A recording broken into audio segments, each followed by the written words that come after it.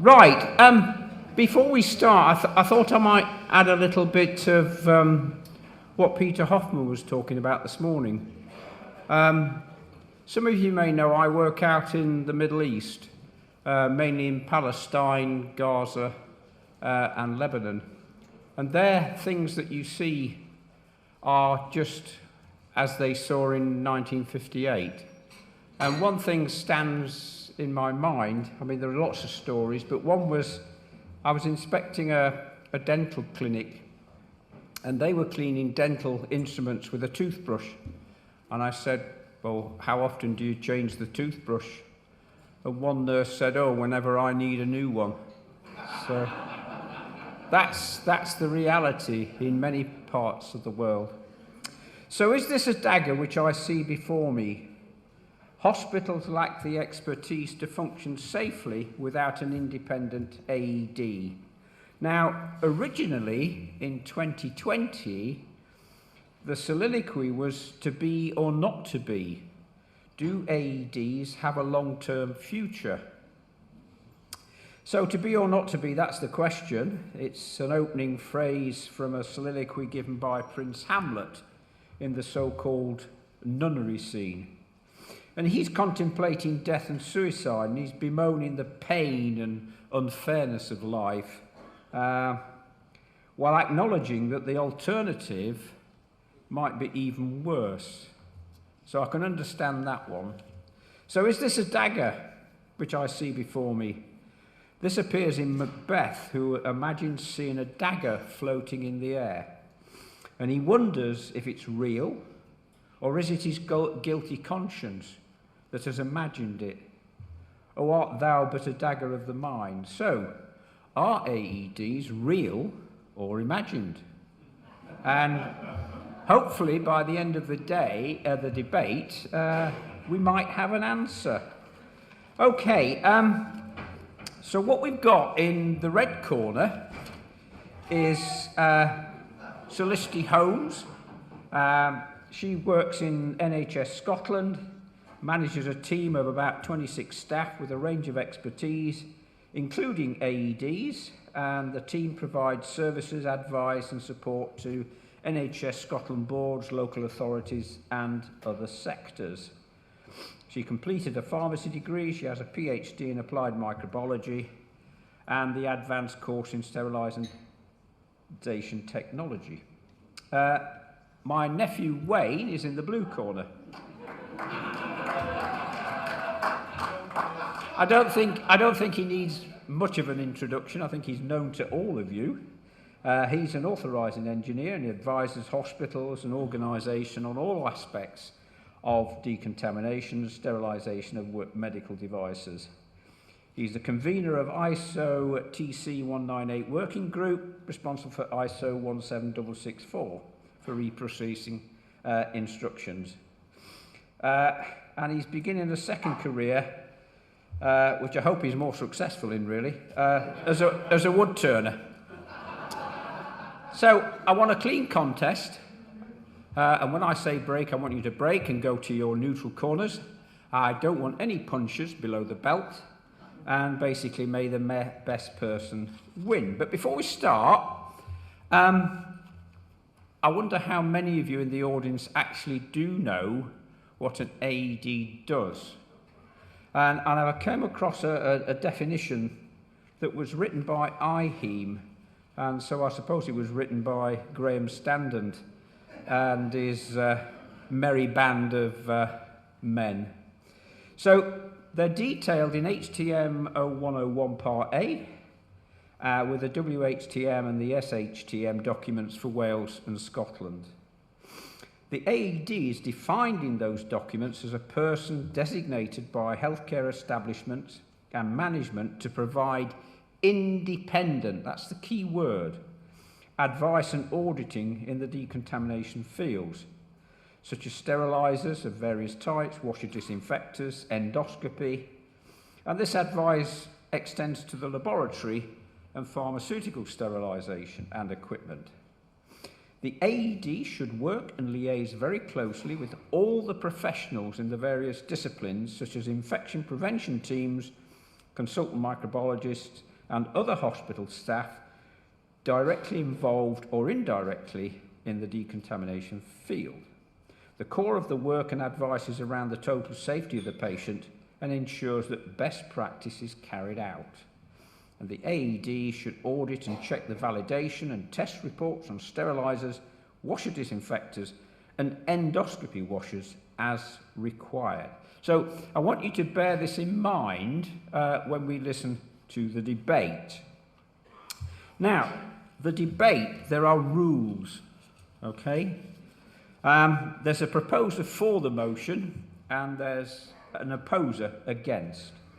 A lot of time will be strictly controlled by me, and you're allowed a grace period of 1 minute. It's to be based on science and philosophy. Any religious and political views are to be discouraged. Speakers, whether the main speakers or members of the audience, will at all time remain courteous. In all matters related to the conduct of the debate, my decision as moderator is final. So, I'm going to introduce the debate, which I've outlined already. I've outlined the rules. So there will be 2 main speakers, for, against. Each speaker will have 20 minutes, and they will be allowed, if they want, to use any AV support. And following the main presentations, the debate will then take to the floor. So it's up to you to stay awake and think about some relevant questions for the debate. You'll wait for me to identify you before you speak, okay? So you can put your hand up and I will identify which one I will take first. Speakers from the floor will have a maximum of 30 seconds to ask a question, so it needs to be brief, precise, to the point. And the debate will be curtailed at approximately 3 o'clock. The main speakers will then have 5 minutes each, okay, to sum up. And then we'll take a vote, and then we can all bugger off to tea, I think. Right, yes. So may the best scientific and well-presented argument prevail. So, is this a dagger which I see before me? Hospitals lack the expertise to function safely without an independent AED. Speaking for that motion, Solisti, it's all yours.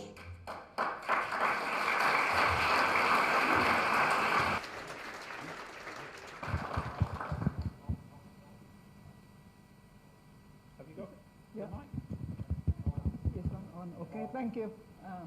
Bob, you have given the answer, the better answer than me. No? This one, please. Yes, okay. Done. So, I repeat again, Bob. You gave a better answer and explanation to me regarding the role of AED. I manage a team of AED. A new staff came and asked me, Solicity, you know that AEDs? Who are they? What they do? AED is like Mary Berry of decontamination. Mary Berry is the expert in making cakes. AED is the expert in eating cakes. That might be true, but that's not what I meant. There is similarity. They both carry out inspection to ensure a good quality of product. When they inspected the tray, one thing irritated them the most. What is that? Soggy bottom. That's a joke. And no slapping allowed. It's not an Oscar. Ladies and gentlemen, is this a dagger which I see before me?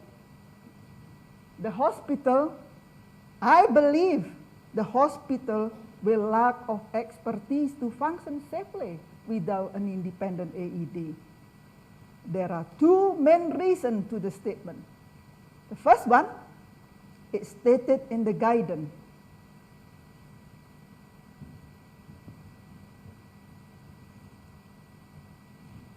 those important words in red are mentioned multiple times in the guidance. For example, in HTM 0101, the word safe mentioned 224 times, and the AED mentioned 97 times.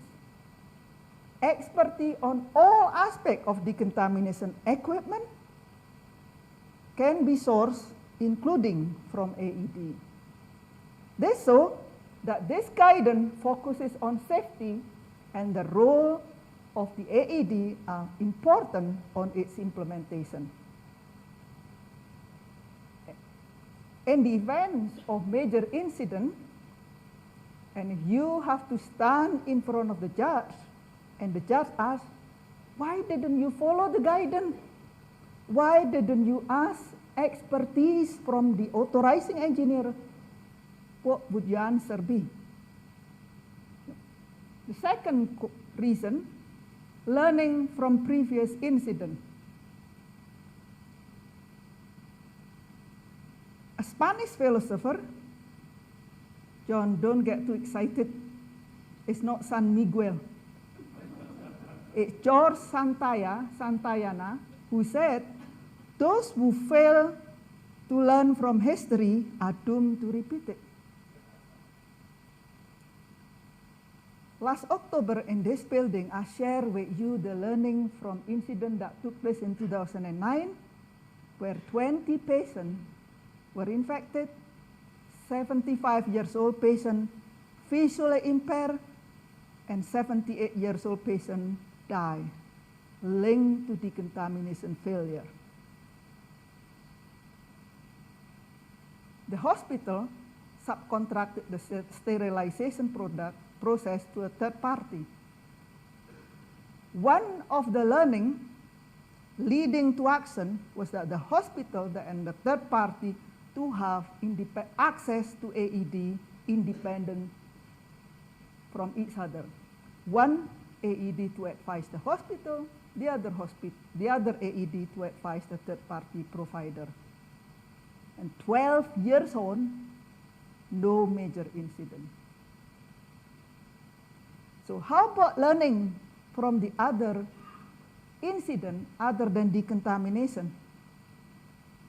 So costing 850 million pounds, Queen Elizabeth University Hospital, including the 6-gate hospital, were built and opened in 2015 to meet patient demand from Glasgow and surrounding area.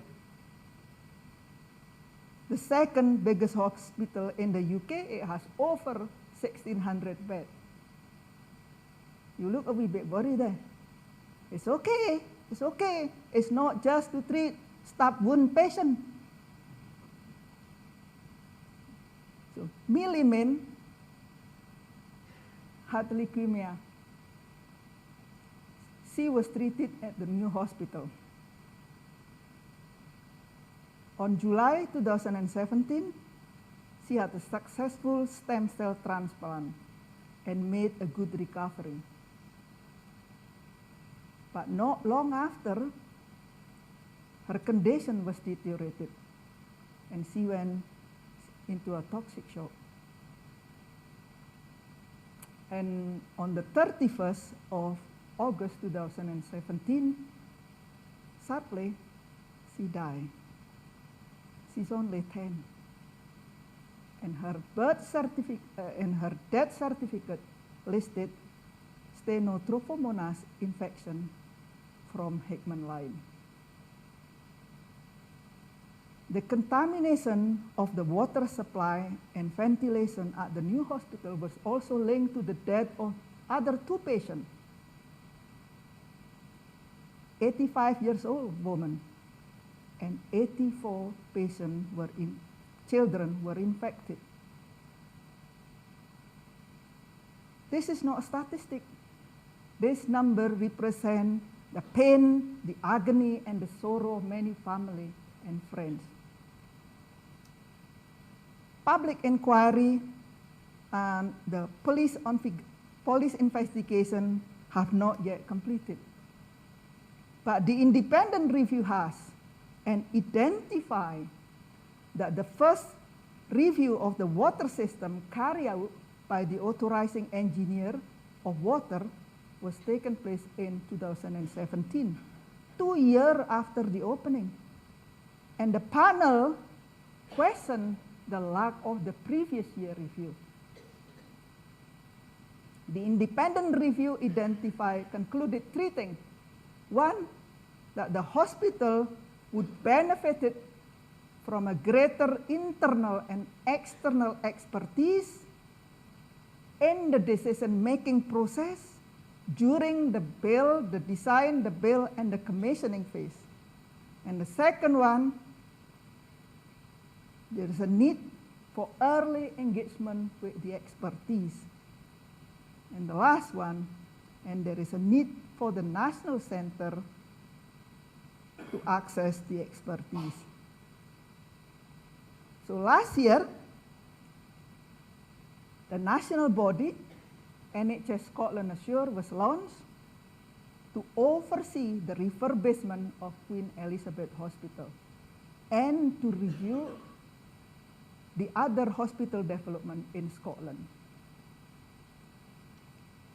A number of principal engineers who carry out and oversee the role of authorizing engineer water, authorizing engineer ventilation, were among staff recruited by NHS Assure. Previously, there is only one post holder.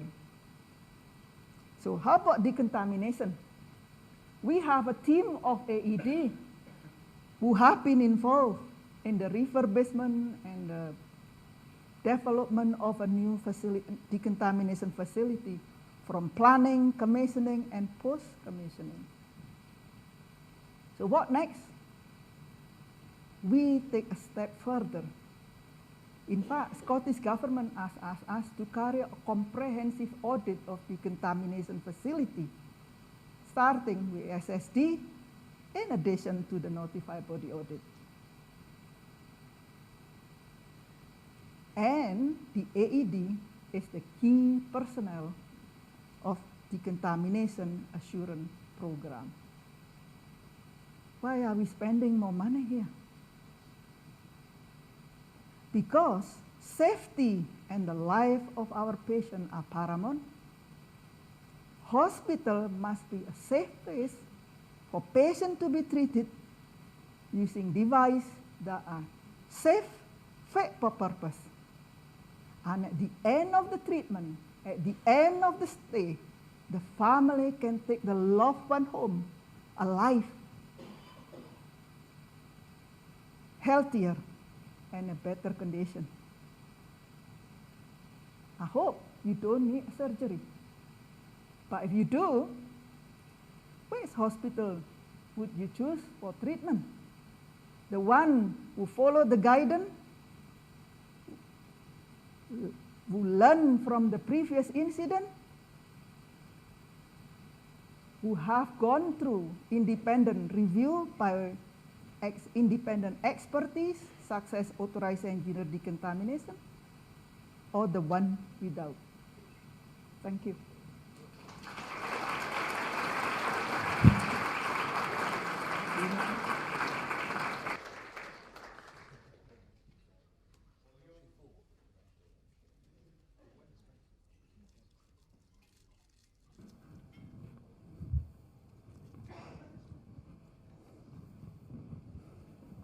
Thank you, Celeste.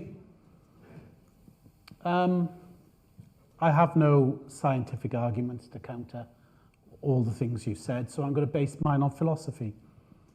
And I'm going to look at the question I was set. So the question I was set was, hospitals lack the expertise to function safely without an independent AED. And I'm going to pick the same words out that you picked out.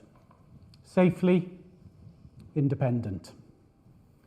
The original title of this presentation, when I was asked to present 2 years ago, was, as Bob said, to be or not to be. Do AEDs have a long-term future? What changed in 2 years? I guess my age. I guess I've got less of a future now than when I was first asked as are most of us in this room. So, is that just a subtle change? I think not. So let's go to what the definition of independence is.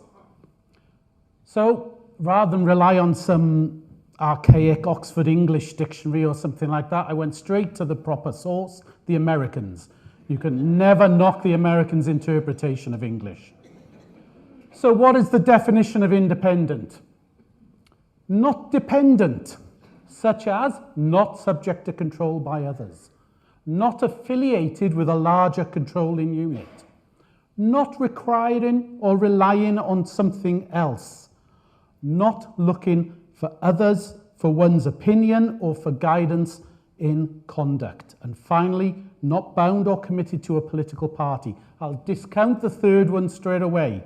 No politics was what the man said. But maybe there are downsides to independence. This is a quote from Raheem Jarbo, who's a very well-esteemed nerdcore rapper. I'll share a secret with you. I have no idea what nerdcore rap sounds like or even what it is. But he said, in general, being independent is so liberating. You get to create without somebody looking over your shoulders. Now, I'm not going to say any of the AEDs create things, or any of the AEDs might be creative with what they say.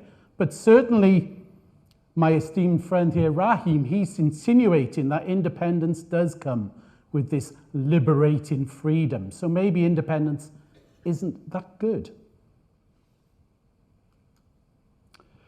So how do I apply these definitions to my interpretation of being an AE? What do I see? So let's look at the first two. Not subject to control by others and not affiliated with a large controlling unit. So what are the management arrangements for an authorising engineer decontamination? New candidates must be a member of IHEAM. Oh God, that's control, isn't it? Applying to submit an application. Members of the panel will be selected by head office. Now that sounds like something out of 1940s Germany, doesn't it? Control. A's are required to use the My IHEAM CPD system.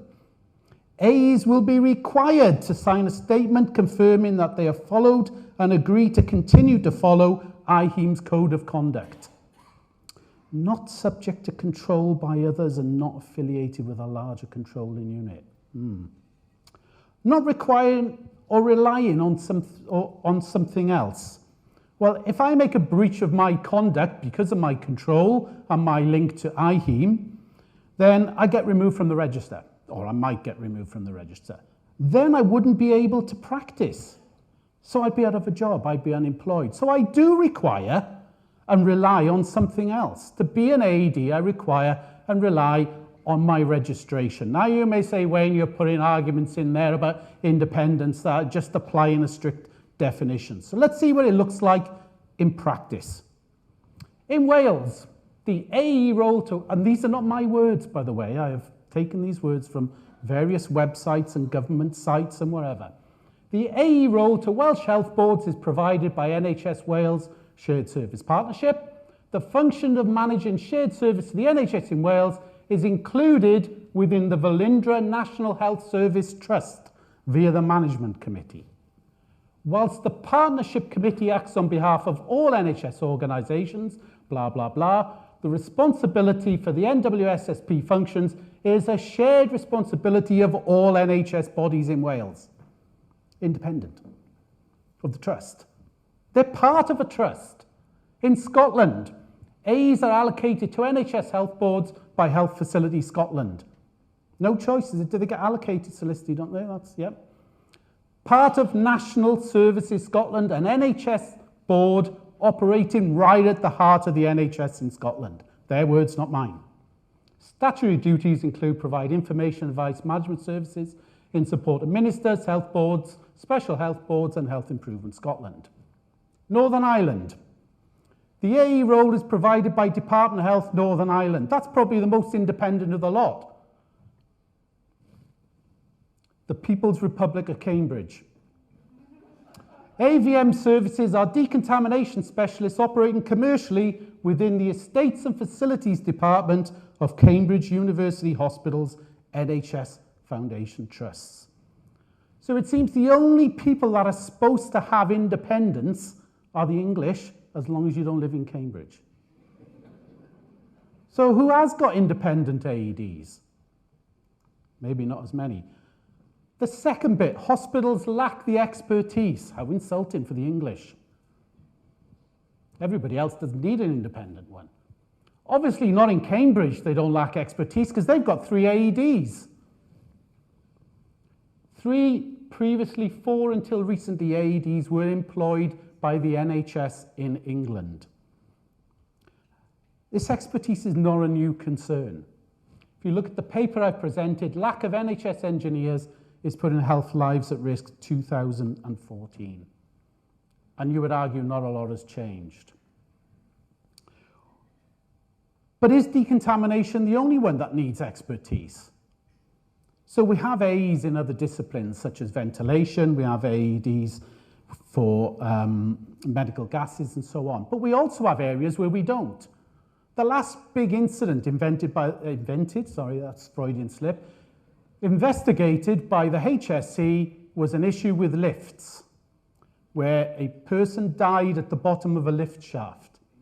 Nobody's saying there must be AEDs for AELs or whatever for lifts. We can manage. And then why would you keep that expertise when it's available from an AE? To say the NHS organisations don't have the expertise when they currently don't need to have the expertise because it's provided for them by an AE. So why would you employ your own AEs when you can get them when you need them on a consultancy basis? Is the incident rate in terms of safety worse in comparable countries without an AED? So probably the most comparable health economy to the UK and Europe is probably Germany and France, neither of whom have AEs, and neither of them have any worse safety records than the NHS in the UK. And you could probably argue their decontamination services in France or Germany are possibly safer, if not even as safe, obviously, as the UK. And then where have the previous AEDs all come from? So I did my apprenticeship in the NHS. I worked for Welsh Health. I worked for an NHS hospital in Wales before I became an AE. AE number 2, who shall remain nameless, NHS former head of estates. AED 3, NHS employed until recently. Number 4, oh, I've left Brian's name in, sorry, because I want to give him some credit. Many people don't know, Brian was 10 years as a sterile products quality controller in the NHS. Am I right, Brian? That was 10 years, yeah. Number 5 and number 6, decontamination manager for 2 large London hospitals. Number 6, number 7, whichever missed Brian out, former NHS decontamination manager. No wonder there's no expertise in the NHS. We keep nicking them all to be AEs. But seriously, that does suggest that the level of expertise is within the NHS, that lots of people within the NHS go on to become AEDs or AEs in general, because there's ventilation, medical gases, water, etc. And they come from that environment and they succeed as AEs because of their expertise from within the NHS. But things have changed as well. So I think it's probably worth remembering why AEs were created in the first place. So they were created as a successor from what were regional sterilizer engineers. And I'm glad Peter highlighted the Clothier report this morning, because a lot of the requirements for regional sterilizer engineers stem from the Clothier report and work that came later. Now, that would have been 1970s, and the regional sterilizer engineers, they weren't independent. They were employed by the regions. And the only reason HTM 2010, when it came out in 1992, created the independent AE was because there weren't going to be any regions left in England. And the reason why Solisti has the luxury of being able to have an in-house team of AEs, and why John has is AE in Wales and Northern Ireland is because they didn't devolve the regions. This wasn't some lofty ambition to create independence on the behalf of the Department of Health. This was purely because they had a load of sterilised engineers employed by the regions who weren't going to be employed by the regions soon. So forget these lofty ambition of independence. It was a commercial decision by DH England at the time. But since then, so this is 1992, equipment has changed. So on your left is the beautiful old British sterilizer, PPKFG56, whatever. They always had interest in numbers and letter combinations for sterilizers. You can see the level of independent monitoring on that process was a chart recorder without paper. I found they always work much better without paper. Often found them that way. The control of that sterilizer was by what's called a set of cams, which were operating a set of micro switches, which could move, which could be bumped, which could fall off, frankly. And then you compare that to today. The machine on the right has 3 levels of independent measurement on it. It has an independent sensor for both the drain and the pressure within the machine. It has an independent sensor feeding to a chart recorder, and it has a further independent set of sensors feeding to their tracking and traceability system. It's poles apart from the machine on the left. The machine on the right at the bottom is actually telling the user to carry out some maintenance. God, people who had that, maybe you should have said put some chart paper in. They're poles apart. They're very different. The level of monitoring available to the user is infinitely more advanced than it was when the AE role was created. And if we're going to think about endoscopy, the situation's changed even more dramatically. So that was circa 1990. That was the Olympus equivalent then compared to the Olympus equivalent now. They had a cheat to call this an auto-disinfector. You had to fill those tanks with the right chemical detergent water yourself, because one of the advertising features of this machine was it didn't need connecting to a mains water source. Now, there are some might argue that's a huge benefit, but it did mean somebody had to fill the tanks. But you compare it to the level of monitoring, the level of channel monitoring, and so on that are on the machines now, and again, it is poles apart. And time moves on, as I say. So, do hospitals lack the expertise to function safely without an independent AE? Well, they always will struggle if we don't pay enough. It's more more beneficial for an engineer to work on a building site as an electrician than it is to work within an estates and facilities department of an NHS hospital. Hands down, the money is poles apart. And it's getting worse. When I first set up myself as an AE, I used to have a recurring nightmare. I used to be appearing in front of my old estates officer, begging for my job back as an electrician. Now, that soon went away when I realised, the world was my oyster as an AE. No problems, but we're going back to those days. If you look at this article here, it says the second most notable factor, though understanding of this will be limited to mostly to those employed in the service, is the overall shortage of staff in most categories due to comparatively poor rates of pay.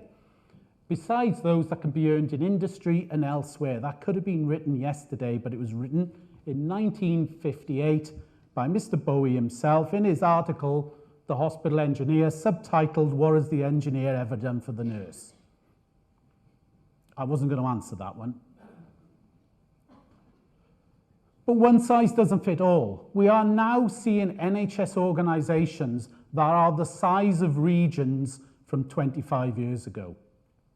If you look at the size of Manchester NHS Trust, it now incorporates 4 separate trusts that were present less than 5 years ago. They are achieving a critical mass which is equivalent to the regional or certainly the strategic health authorities that came before them.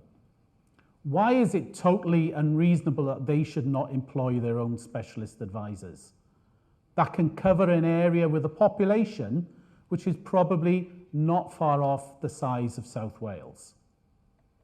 So why do they need an independent authorising engineer when they could appoint their own? They have that critical mass. And expertise across healthcare organisations varies tremendously. I don't think we're in a position where one size fits all.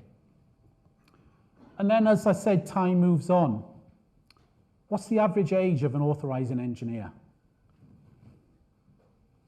I haven't got a clue. I didn't even work it out. I couldn't be bothered. But 60 would be an average age. Yeah, I could live with that. I'm approaching 60, not far off. I'll get my pension in a couple of years. There are some still practicing at 77, so they're obviously going to raise the average age a bit. And there are a couple of 40-year-olds. And the rate of appointment of new AEDs, is that fast enough to replace those retiring and the age at which they're retiring? Possibly, possibly not. We're placing a lot of emphasis on the framework and encouraging more people to come through as AEs. But what if that rate of take-up is less than the rate of retirement?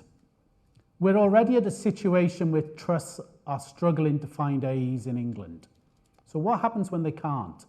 When they go to the Department of Health and said, you said I should have had an AE, but Solicity's employed them all in Scotland. So I can't get one. What happens then? You will have to find the expertise elsewhere. In summary, I think independence can be overrated. Certainly if you look at the hard nerdcore wrapper. There are 30 registered AEs on the IHEAM website this morning, of which 27 are actually practicing as an AE. Some of them don't practice directly, offering their services as an AE. Of those, 7 are employed by the devolved administrations, 3 by AVM, so therefore 35% are not independent of either the NHS or the public sector bodies which employ them. So we haven't got independent AEs in most of the areas anyway. A third of AEs are not independent. Lack of expertise does not automatically mean it's not functioning safely. People can get expertise from a variety. I get probably 1% of my work is Googling stuff. Isn't that shocking? Because somebody else at the hospital can't be bothered to Google. So I Google it, and then I charge them for Googling it. That's a fair chunk of my work. Because somebody can't be bothered to Google it themselves. Oh, I know, I've got an AE. I'll email him, he'll Google it for me. Which brings me on to the quote here on the right of the screen. The role of a trainer or consultant, and let's be fair, the ones that are selling their services at AEDs are consultants, is to empower the customer, not to make himself indispensable. And I think if we make ourselves indispensable, people will never have the expertise to manage without a so-called independent AE. AE should not be so much as a necessary evil, but more a comforting blanket. I see no daggers, and like most people, they grow out of comfort blankets. Thank you.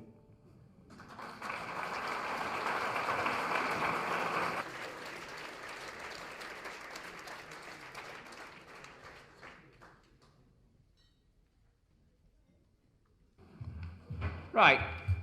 Thank you to both the combatants. The debate is now open to the floor, so you can ask a question, a point of information, or an opinion. Right.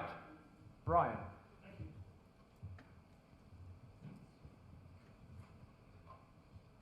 Wayne, I think your choice of the definition of independence is a little too broad. I think in the true intent of independence, we're talking about free of conflicts of interest and free of vested interests. So in other words, there is no manipulation of the advice due to commercial pressures from either your own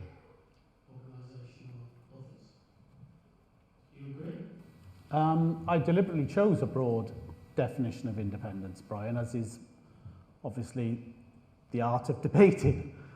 But I think of more importance to me is the second slide, which shows that actually how independent are some of the AEDs in the devolved administrations from the NHS themselves. And I think as soon as the word independent appeared in the title of the debate, I looked at that and I went, oh, that's really interesting.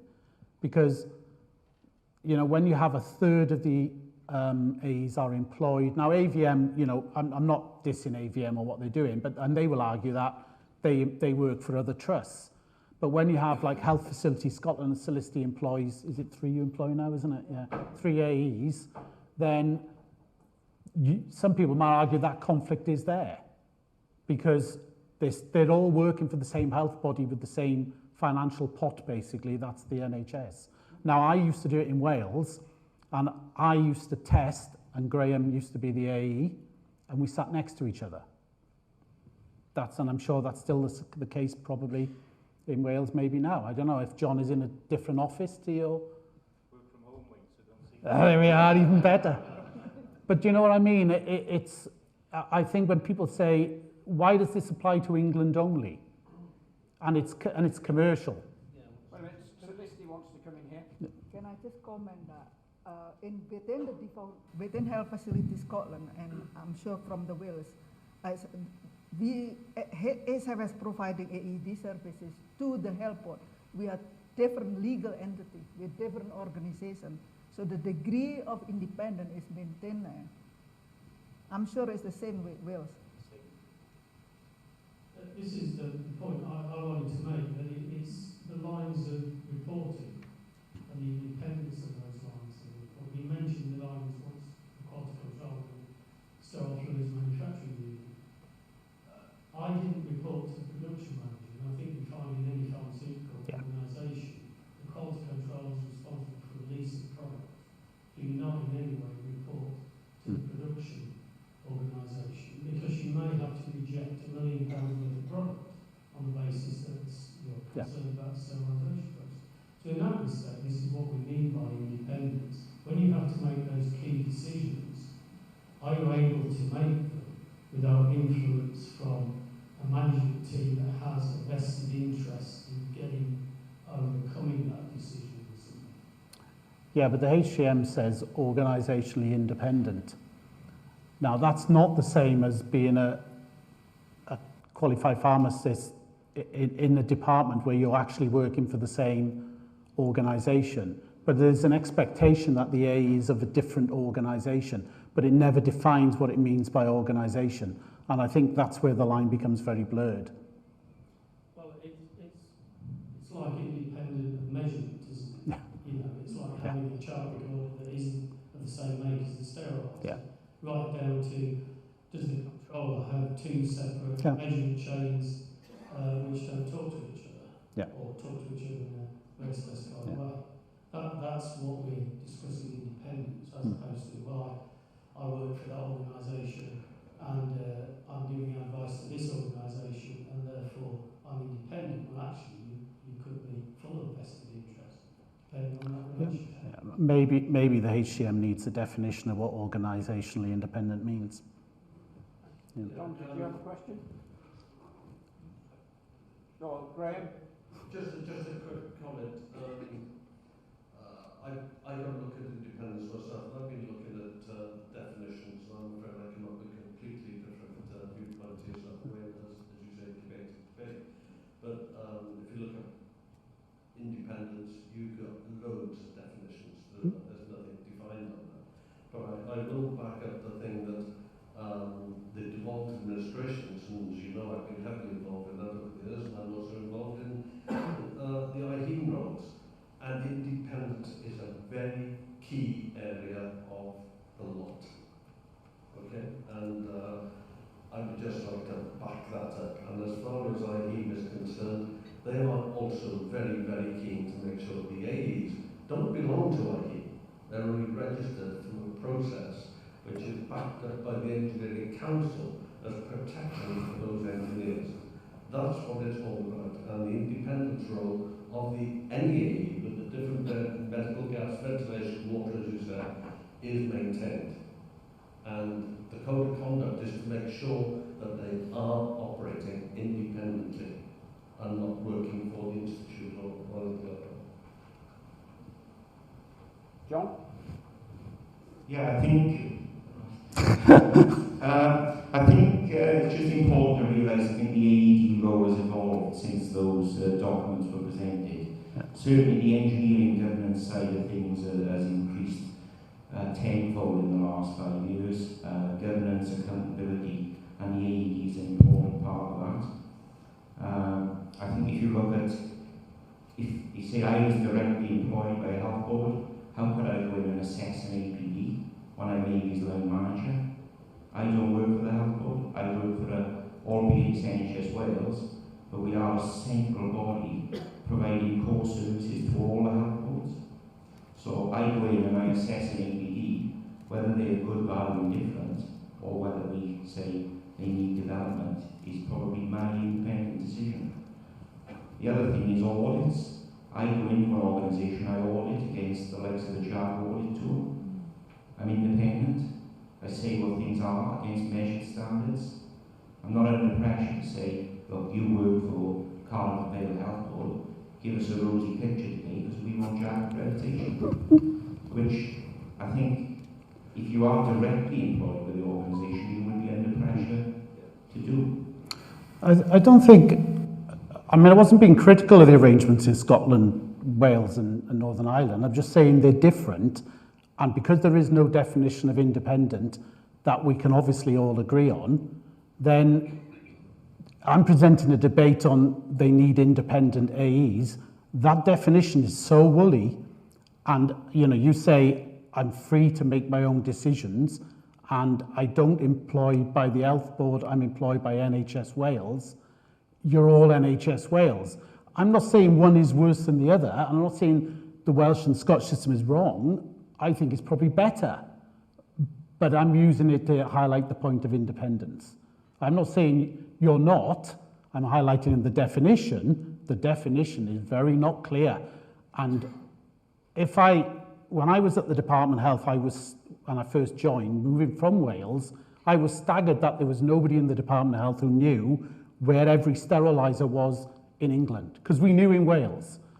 So there are huge benefits to doing it that way.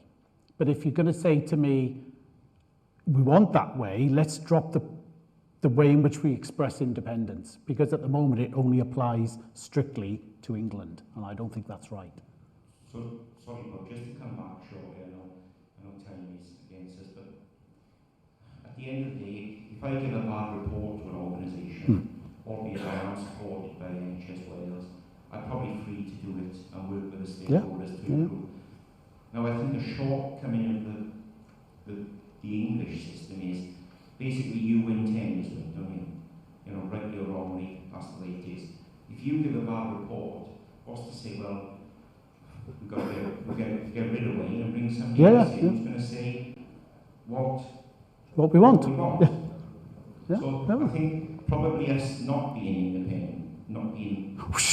Did you say that out loud then, John? But when it comes to safety, we're probably in a better position to do with safe care. Yeah, you would argue, I don't know if that as soon as you're a paid engineer, you're not independent because you're relying on the customer. So yeah. Mike Simmons from Wales. So could I ask both speakers, given that we can't determine what is independent or not, could there be an argument that we could have buddy systems where an appropriately qualified engineer from one health board or trust could provide service to other health boards and trusts, and we don't therefore need the centralised systems that we have in Wales and in Scotland? For us, the definition of independent is a different legal entity. They have two different reporting structure and accountability.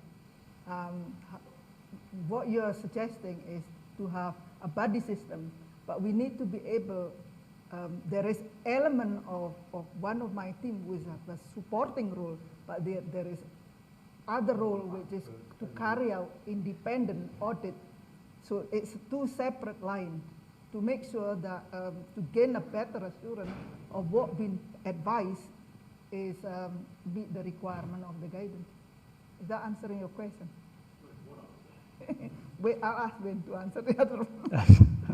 It's almost more akin to Cambridge.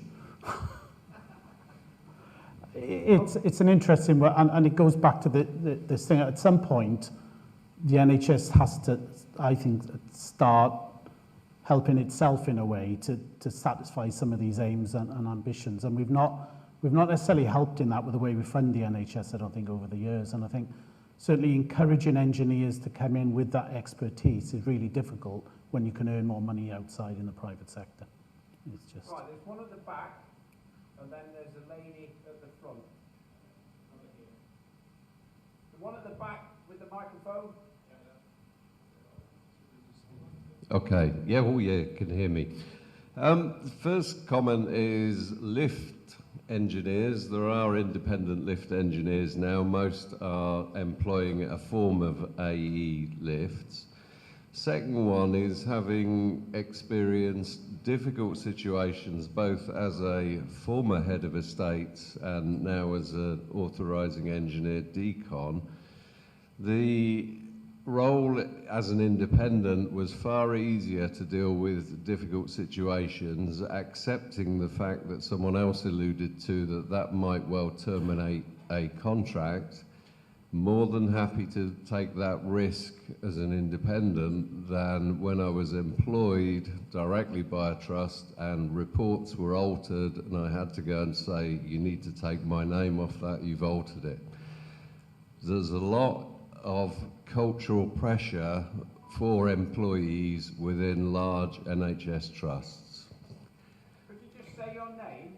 Jim Tinsdale. Okay, thank you.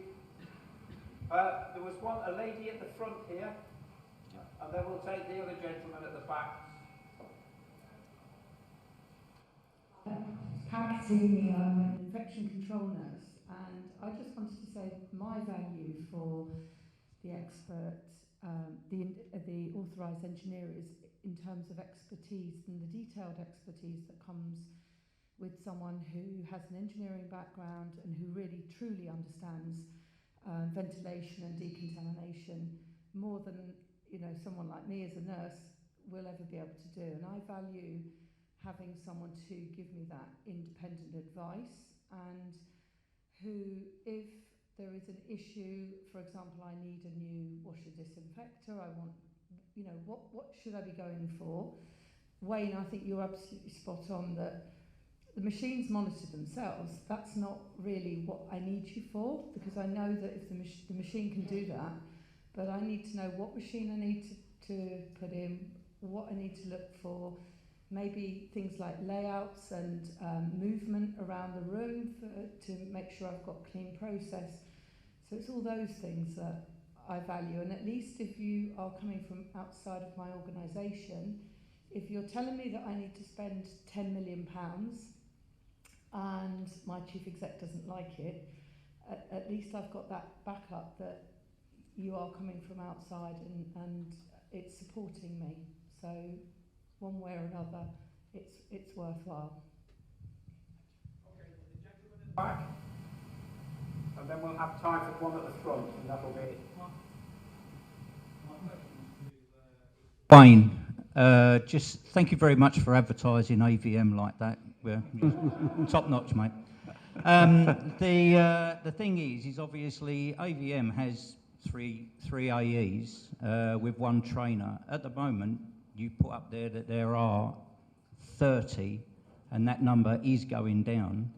So is your suggestion really that we go back to regional AEs, given the size of some of these trusts that are springing up? And I totally agree with the springing up of how the trusts are getting larger.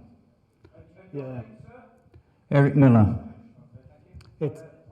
It's a pleasure, Eric, to give you the advertising. You know my respect and regard for you personally. Do you know what? I may be old-fashioned, but I did like the old regional model of having a regional sterilizer engineer. But times do change. It's quite funny that when I first joined the NHS, to test the sterilizer, you had to be a chartered engineer. I think, Graham, that was when you joined as well, probably the case. I think when you had to, if you were doing annuals, sorry, not to test, but if you were doing annuals, you had to be a chartered engineer. Now, we would laugh at that now. We'd go, how many chartered engineers do we need to test the sterilizer? You know, it's, but one, but you can't have any others. Now, yeah, if you're then going to go back to some sort of regional model or even the models based on Scotland, Wales, Northern Ireland, I think there's a lot for them. And I think having that regional basis, for me, I may be old-fashioned, but yes, I do think it's a good thing. And I see we're reaching that critical mass now. You know, you see the size of Manchester, the size of Birmingham, those trusts, they're absolutely huge. You know, they are as big as some regions used to be. Thank you. Karen Stayforth. I just wanted to come back on what Pat was saying and agree completely with what Pat said. But just to add to that I think what's happening in Scotland and Wales, I'm very jealous of that. The investment and the expertise and the support that the hospitals get is fantastic. That's not going to happen if you work in most NHS hospitals in England. And I have worked with some fantastic APs in English hospitals, but they wouldn't mind me saying that as an infection prevention scientist and as an AP, we both need more expertise, and having someone who comes in who's been to other hospitals and can bring that learning to us is really valuable. And the final thing that's really valuable is that if Wayne or any of the AEDs comes in and charges thousands of pounds to say what we as infection control team have already said, pennies. Suddenly it becomes really important to do it. Thank you. One more question at the back. Name? Yeah, hi. Paul McAdams, once an aspiring AED but couldn't afford the pay cut. But forgive me, I'm retired, so it's okay now. But I reflect back to the politics of the sterilising engineer, which it was back to what you said, Wayne, the regional engineers. And I fully agree with that position, that professional position, and would fully support, and it's to put the likes of Wayne and many colleagues out of business that work very professionally in the English system as AEDs.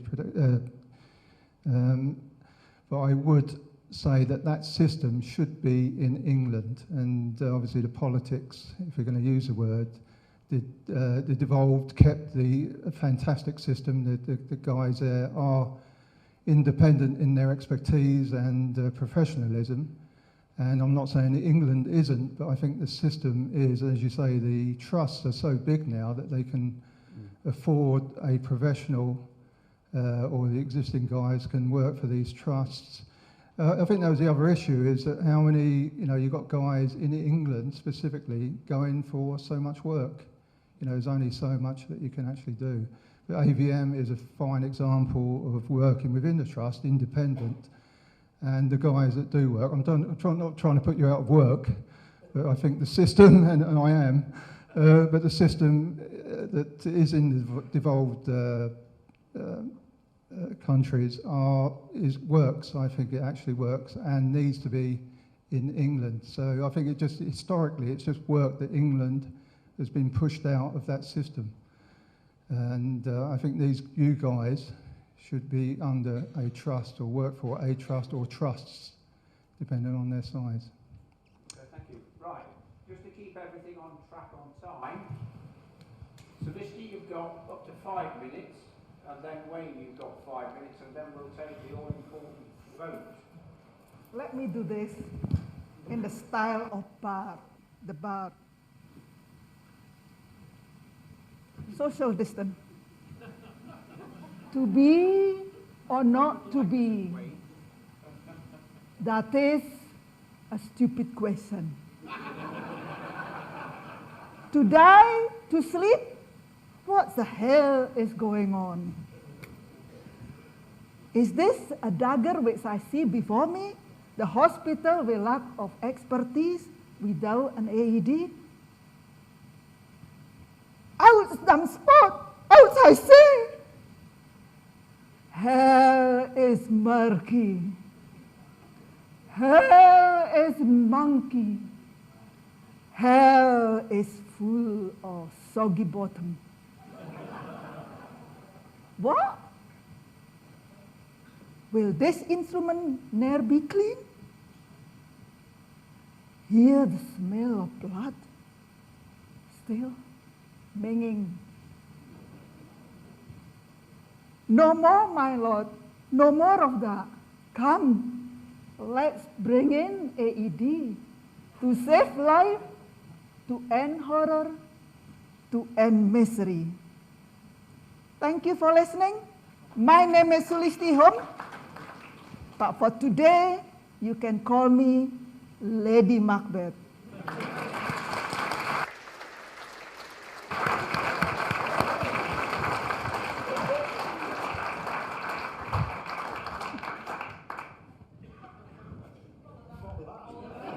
I'm not even going to try to follow that. I told you if you brought that picture of me from when I was a lad, I wouldn't be happy.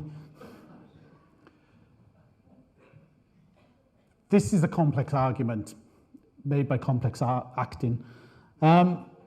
You alluded to Mary Berry earlier, and I thought that was really interesting that you picked Mary Berry as your expert to say she could judge all things. And she was an excellent judge on Bake Off, but she left.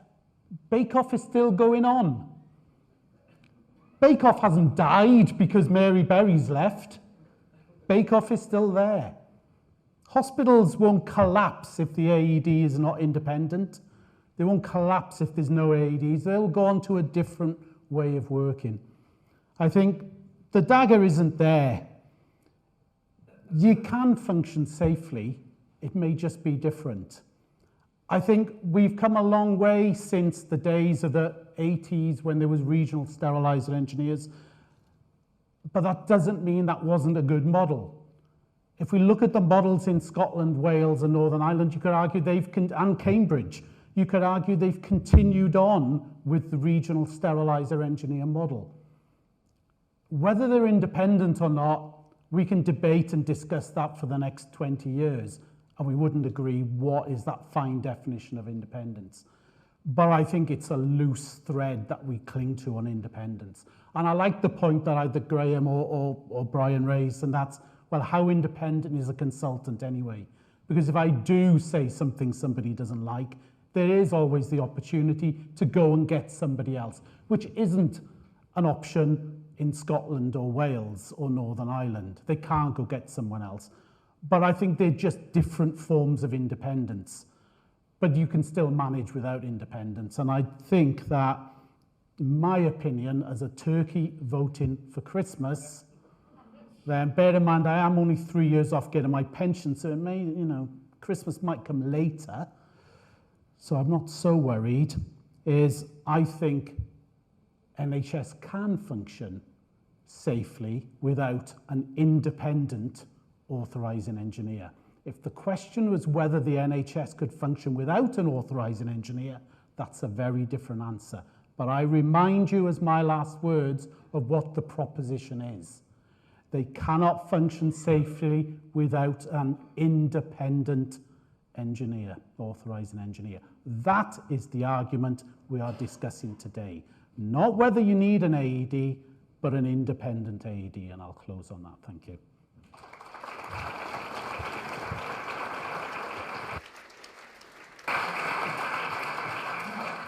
Right, the all-important vote, and while we're still talking about the word of what does independent mean, I've got two independent tellers. There's Jeff Ridgway on my right, and there's Adam Fraser on my left. So if they could just stand up. You two, come on. Up here. On this side. Okay. Are we doing boxing? Are we allowed to do this now? Yes, we are. All right, all those in favour of the motion that we do need an AED, independent of anybody else. All those in favour?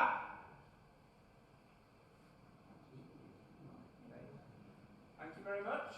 All those against?